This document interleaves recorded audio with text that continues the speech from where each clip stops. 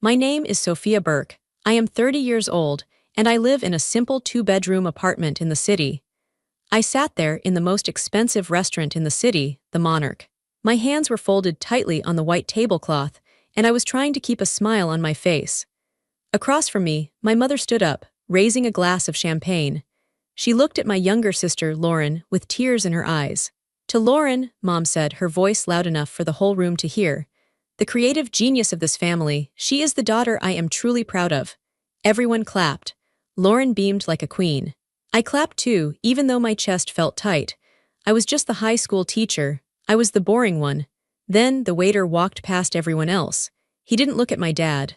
He didn't look at Lauren, whose brand launch we were celebrating. He walked straight to me. He dropped a black leather folder in front of my plate. I opened it. The total was $3,450. My mother leaned over and whispered, "You know teacher salaries are stable, Sophia, support your sister." That was the moment the silence broke. I looked at the bill. Then I looked at my mother. And for the first time in my life, I didn't reach for my credit card. But before I tell you how everything flipped, like and subscribe, drop a comment. Where are you watching from? My name is Sophia Burke. I am 30 years old. I didn't cause a scene. I didn't scream. I just slid the black folder back across the table. It made a soft scraping sound against the white tablecloth. "I'm not paying for this," I said. My voice was quiet. It was steady. The table went silent. My mother's mouth opened, but no sound came out. My sister, Lauren, looked down at her plate, suddenly very interested in her napkin. My father cleared his throat, looking annoyed as if I had just spilled a drink. "Sophia," Mom hissed, "don't be dramatic."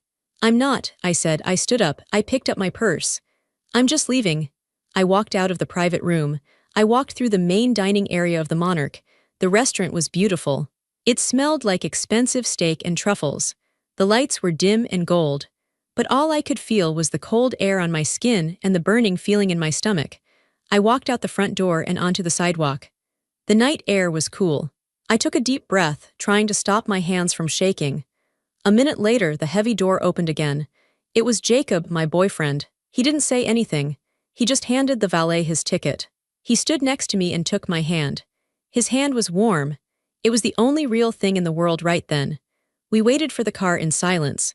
When our sedan pulled up, a sensible, 4-year-old car, not like the least luxury SUV my parents drove, we got inside. I drove. I needed to do something with my hands. The city lights passed by in a blur of red and white.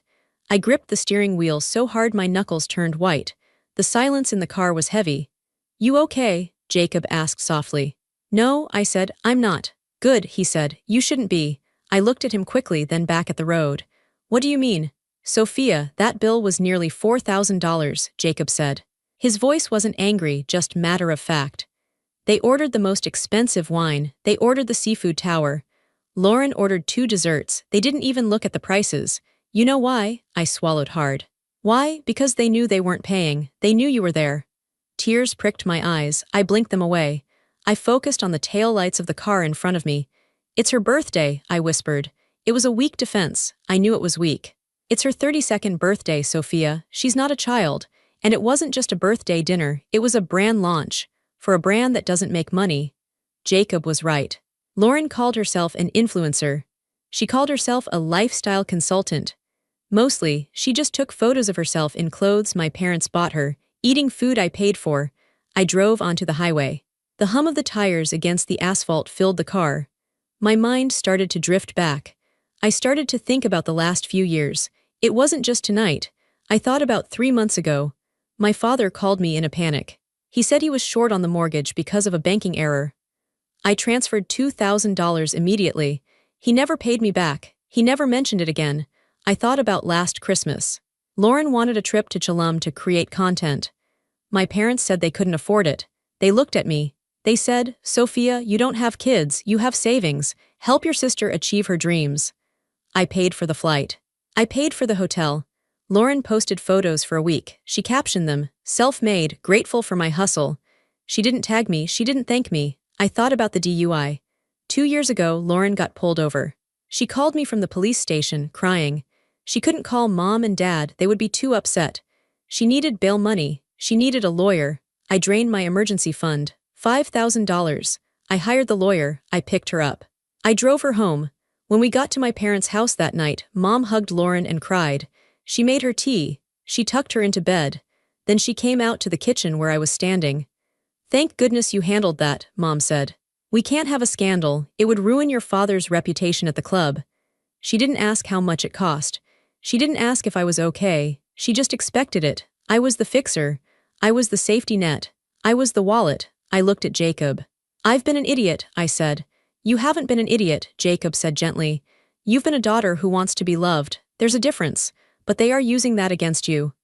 "They praised her," I said. The words tasted like bile. Mom stood up and said Lauren is the daughter she's proud of, while I was sitting there, ready to pay the bill. "That's the part that makes me sick," Jacob said. "They insult you while their hands are in your pockets." We pulled up to our apartment building. It was a nice building but simple. We lived carefully, we budgeted, I was a teacher. Jacob was a graphic designer, we weren't rich. We saved, we cooked at home, we drove old cars. And meanwhile, my family was eating seafood towers at the Monarch. I turned off the engine. I sat there in the dark garage.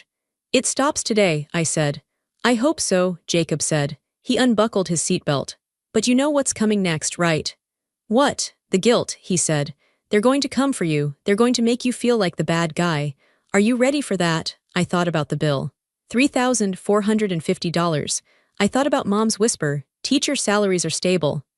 "I'm ready," I lied. I wasn't ready, but I had no choice. We got into the apartment. It was quiet. It was our sanctuary, but the peace didn't last long. My phone started buzzing in my purse before I even took my shoes off. ZZZT.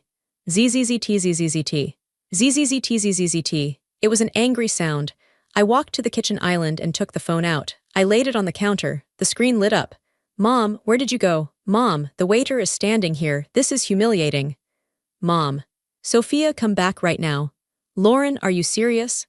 "Lauren, you just ruined my night. Everyone is staring at us."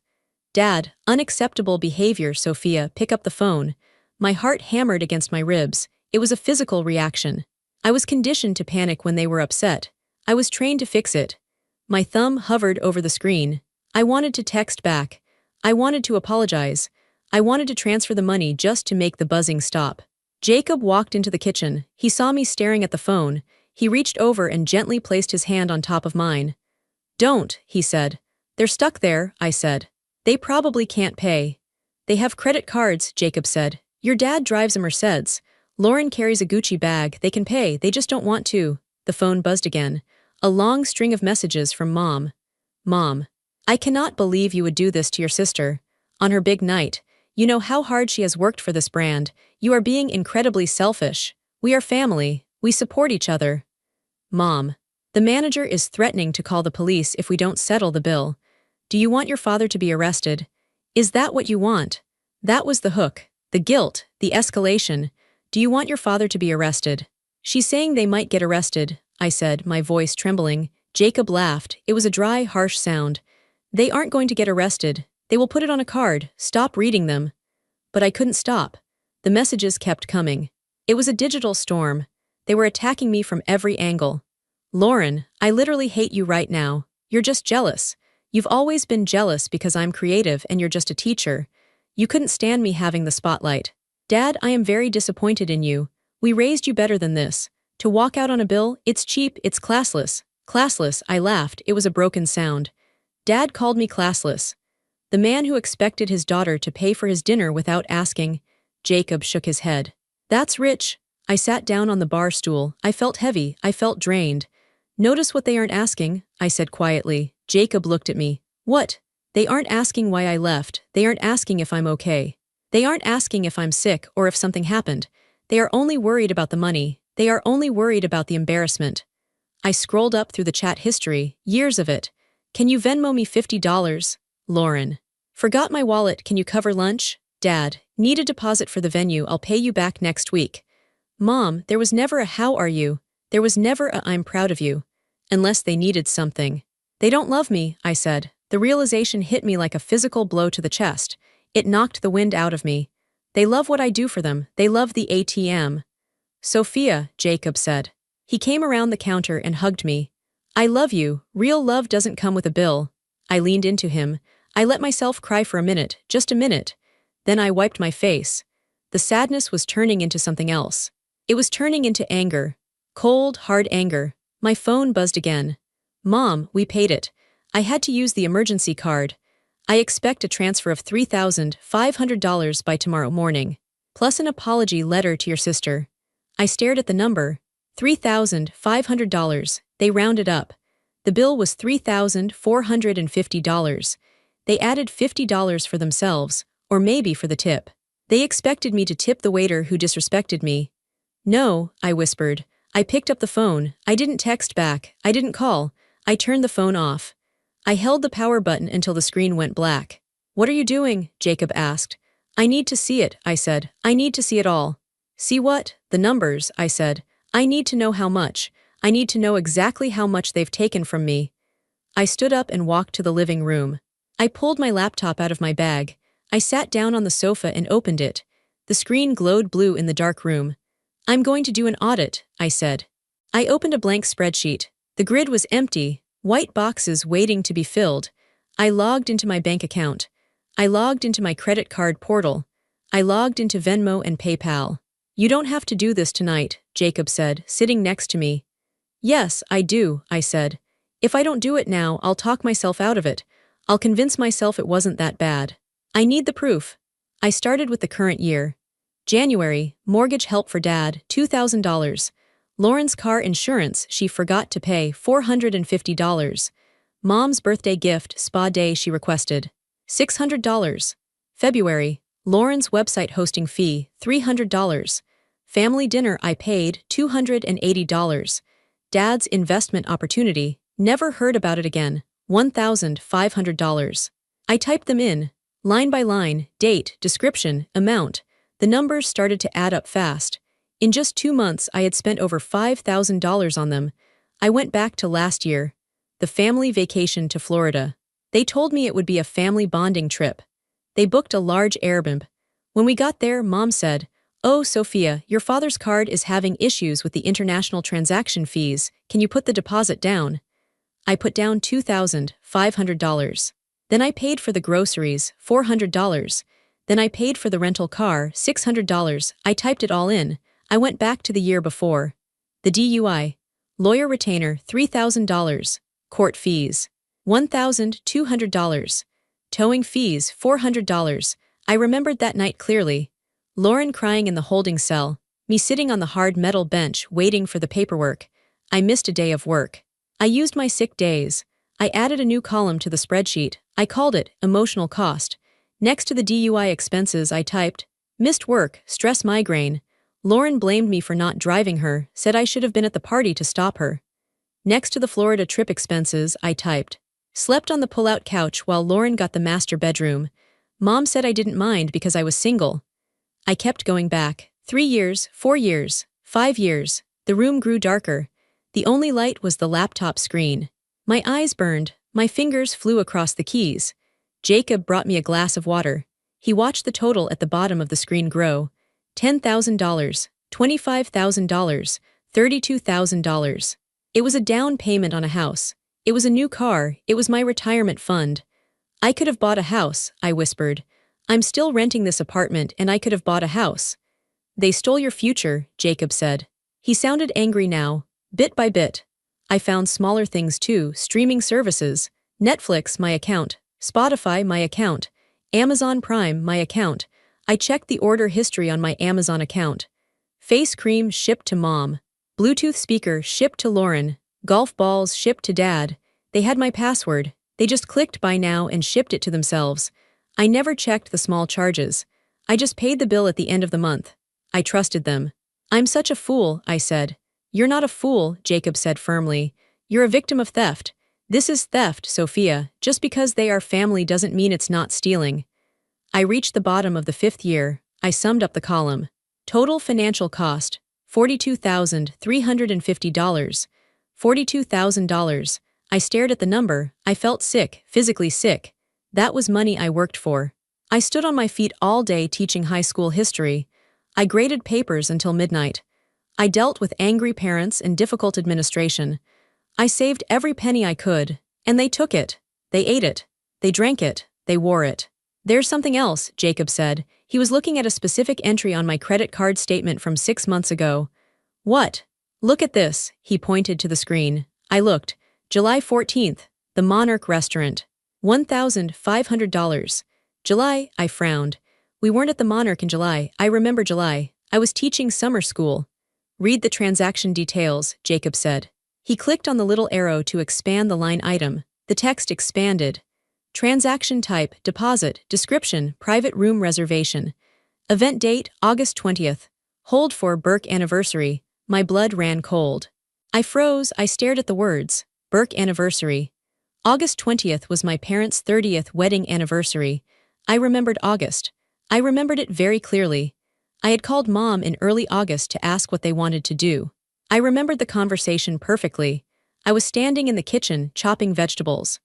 "Oh, Sophia," Mom had said, sounding tired. "We're not doing anything this year. Money is so tight. Your father's business is slow. We'll probably just order Chinese food and watch a movie. Don't worry about us." I had felt so guilty. I felt guilty that they were broke, so I sent them a card with a $200 check inside. I wrote, "Have a nice dinner on me." They cashed the check, but looking at the screen, I saw the truth. They had booked the Monarch. They paid a $1,500 deposit. "They had a party," I whispered. "They had a 30th anniversary party." "And you weren't invited," Jacob said. "But who paid the rest?" I asked. "This is just the deposit, $1,500. I pulled out my phone. I turned it back on. It buzzed instantly with more angry texts, but I ignored them. I opened Instagram. I went to Lauren's profile. I scrolled back. July, August 20th.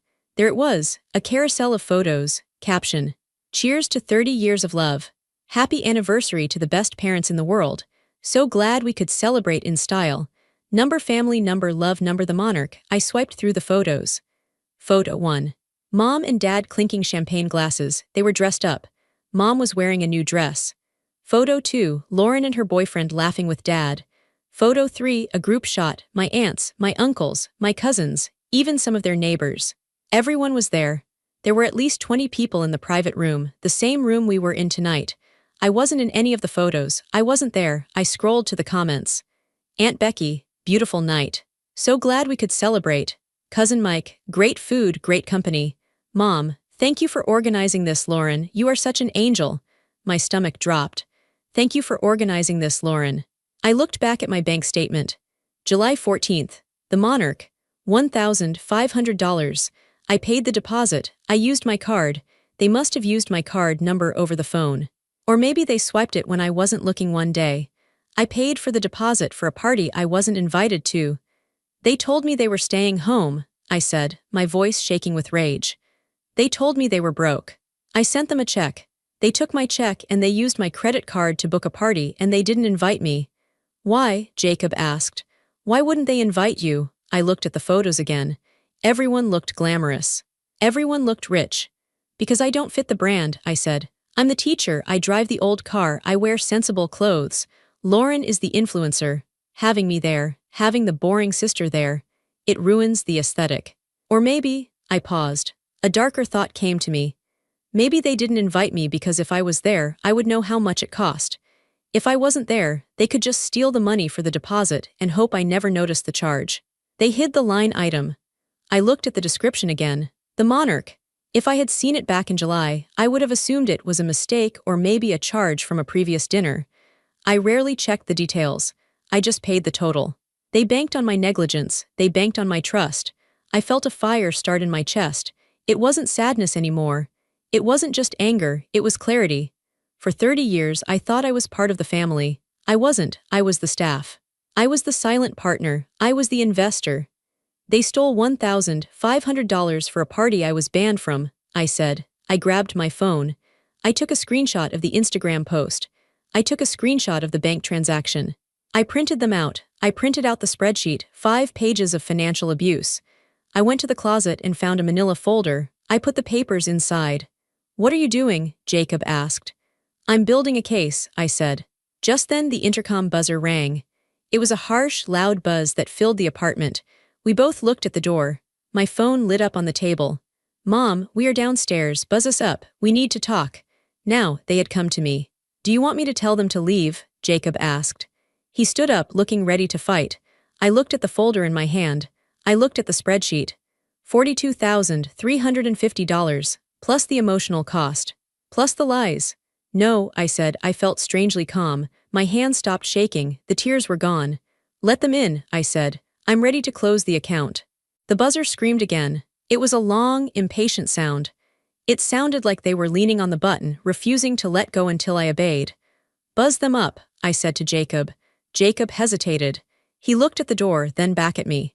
He was worried. He had seen me crumble before. He had seen me apologize when I did nothing wrong. He had seen me write checks just to stop the yelling. He thought I was going to fold again. Sophia, are you sure? He asked. We can just leave the intercom off. They'll go away eventually. No, they won't, I said. I smoothed the cover of the manila folder.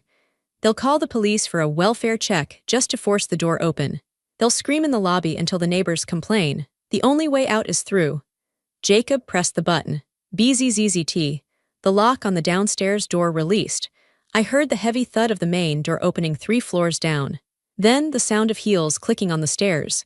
They didn't take the elevator. They were storming up the stairs, energized by their anger. I moved to the living room. I didn't sit down. I stood behind the coffee table.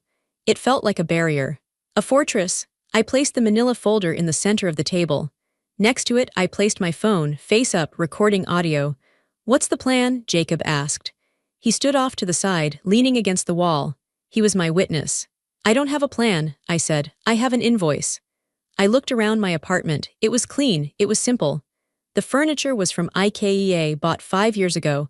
The rug was from a discount store. There were no expensive paintings. No crystal vases. My parents lived in a house full of velvet and gold trim, paid for by debt and my salary. The knock on the door was sharp. Bang, bang, bang. I walked over and unlocked it. I opened it wide. They were standing there in a tight formation. My father was in front, his face red. My mother was next to him, clutching her purse like a weapon. Lauren was in the back, her eyes rimmed with red, looking like a tragic victim. How dare you, my father boomed. He walked right past me into my apartment without asking. He looked around with a sneer, as if my home wasn't good enough for his boots. Sophia, Mom cried out. She didn't hug me. She marched into the center of the room. The manager threatened to ban us. Do you have any idea how embarrassing that was? The Smiths were watching. The Petersons were watching. Lauren walked in last. She didn't look at me. She threw herself onto my sofa and let out a dramatic sob. My launch is ruined, she wailed. Everyone is going to talk about how my sister is cheap. I closed the door, I locked it. I walked back to my spot behind the coffee table. You owe your sister an apology, Dad said. He pointed a finger at my face. And you are going to transfer the money right now. Plus an extra $500 for the distress you caused. Distress, I repeated. The word felt heavy in my mouth. Yes, distress, Mom snapped. We had to use the emergency credit card. The one we were saving for medical bills. I looked at them.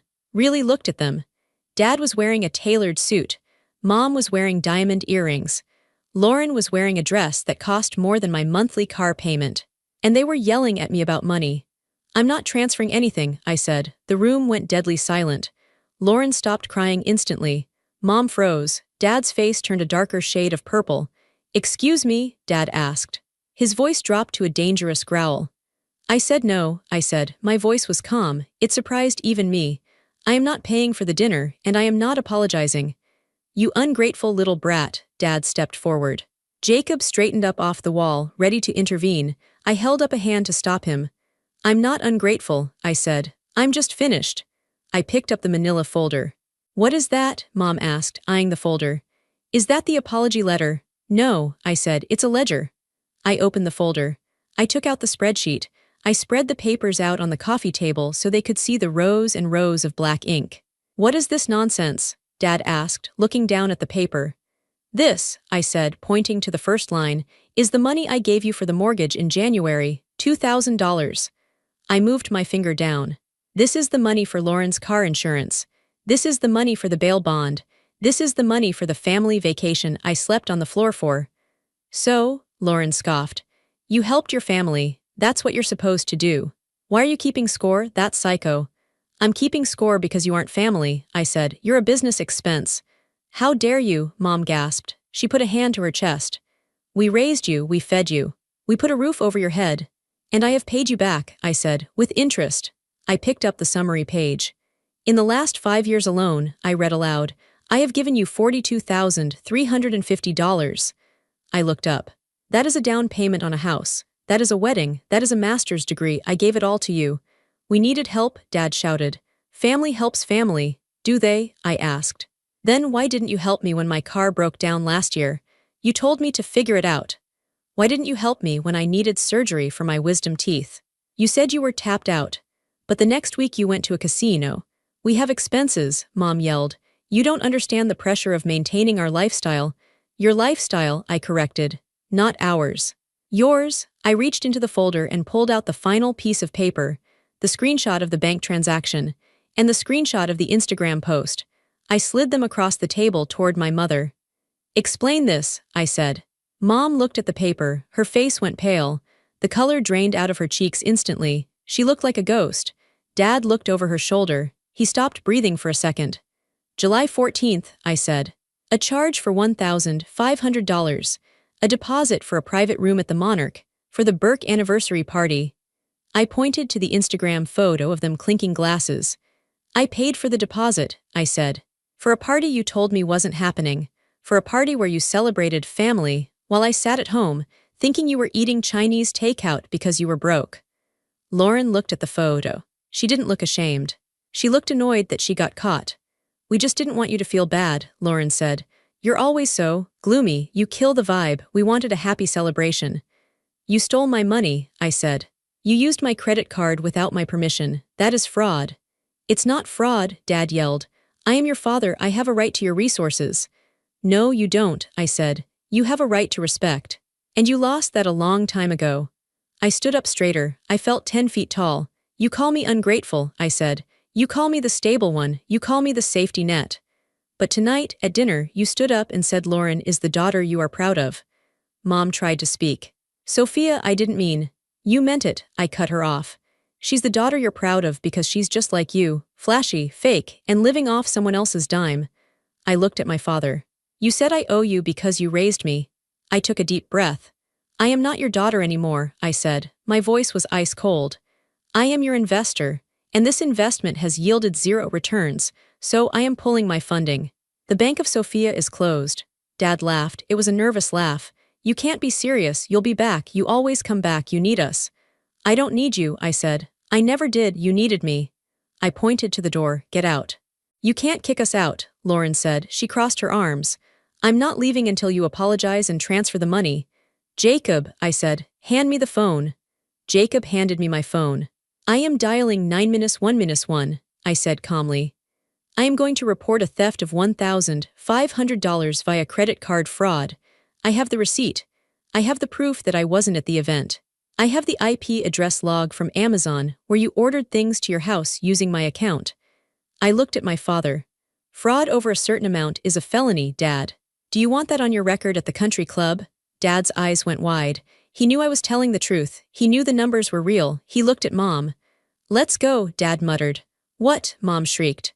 We are not leaving. She is bluffing. She's not bluffing, Helen, Dad snapped. He looked at me with pure hatred. It was the first time he looked at me honestly. There was no love, just anger that his resource was fighting back. She kept a ledger. She's been planning this. I didn't plan it, I said. You forced me to write it. Give me your keys, I said. What? Mom clutched her purse. The spare keys to my apartment, I said. I know you all have a set. Put them on the table. Now, I don't have them on me, Lauren lied. Check your purse, I said, or I call the cops. Lauren groaned.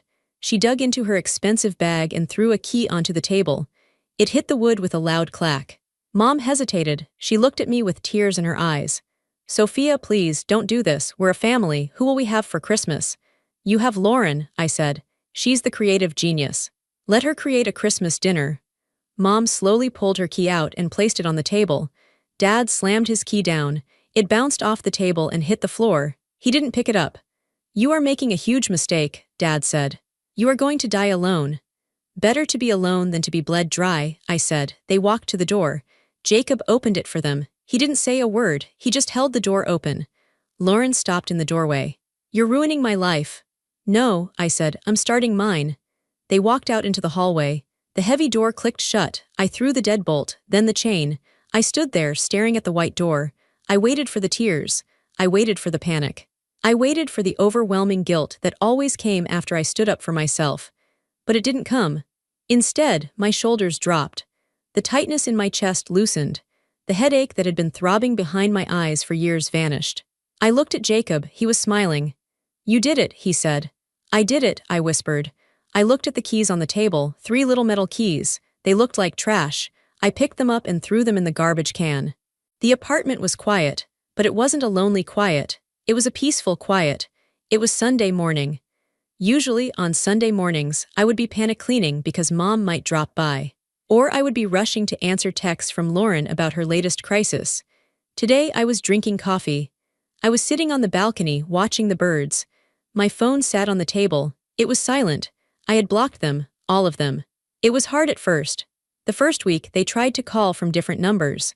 My aunts called me to tell me I was being cruel. My cousins messaged me on Facebook. I sent them all the same message. A screenshot of the spreadsheet total, $42,350, and a note that said, "I have paid my dues, I am retired." Then I blocked them too. I opened my banking app on my phone. Savings account. $8,400. It wasn't a fortune, but it was mine. For the last 3 months, my paycheck stayed in my account. No emergency transfers, no bail money, no paying for brand launch dinners. I saw a charge for $12 for Netflix. It was just me and Jacob on the account now. I had changed the password. I saw a charge for groceries, just food for us. I clicked on a new folder I had made called Tokyo Fund. I had always wanted to go to Japan, since I was a little girl. I loved the history, I loved the food, but I never went. My parents always said it was too far or too expensive, and then they would ask me to pay for their trip to Florida. I transferred $500 into the Tokyo Fund. "Hey," Jacob came out onto the balcony. He was holding 2 bagels. "What are you smiling at?" "Japan," I said. "I think we can go in the spring, during cherry blossom season." "We have the money?" he asked. "We have the money," I said, "and we have the time. No family obligations." Jacob sat down next to me. "Have you heard from them?" "My aunt posted something yesterday," I said. "I saw it before I blocked her. Apparently, Mom and Dad are selling the boat. And Lauren had to get a job at a retail store." "Retail?" Jacob laughed. "She must hate that." "She probably does," I said, "but she's learning, finally." I didn't feel happy about their struggle. I wasn't vindictive, I just felt detached. It wasn't my problem. Their bills were not my bills. Their drama was not my drama. I took a bite of my bagel. It tasted better than any seafood tower at the Monarch. I realized that for the first time in 30 years, I wasn't afraid of my phone ringing. I wasn't afraid of the mail. I wasn't afraid of judgment. I was just Sophia. And that was enough. I stood in the center of my living room, the same room where I laid out the ledger, the same room where I cut the cord. It felt different now. Lighter. I used to think that cutting off my family would kill me. I thought the loneliness would be unbearable. We are taught that family is everything. Blood is thicker than water. Honor your father and mother. But nobody tells you what to do when your family is the water drowning you. Nobody tells you that sometimes honor looks like walking away. I lost my parents. I lost my sister. But I looked at the mirror on the wall. I saw a woman who looked rested. I saw a woman with a savings account. I saw a woman who had a partner who respected her. I gained my life back. I walked over to the camera I had set up. I sat down. I looked directly into the lens. My voice was steady. My hands were still. "If you are watching this," I said, "and you feel a knot in your stomach every time your phone rings, listen to me. If you are the one who always pays, the one who always fixes, the one who is always stable while everyone else is chaotic, stop. You are not a bank. You are not a rehabilitation center for broken adults. You are a person, and you do not owe anyone your peace, not even the people who gave you life." I smiled, a real small smile. I walked away from a $3,450 bill, and I saved my own life. You can do it too. It's scary. But the silence on the other side, it's beautiful. If you've ever had to cut someone off to save yourself, drop a comment below and tell me where you're watching from. I want to know I'm not alone. And please like and subscribe for more stories about boundaries, self-respect, and quiet revenge. I reached out and turned off the camera. I was done telling the story. Now I was ready to live it.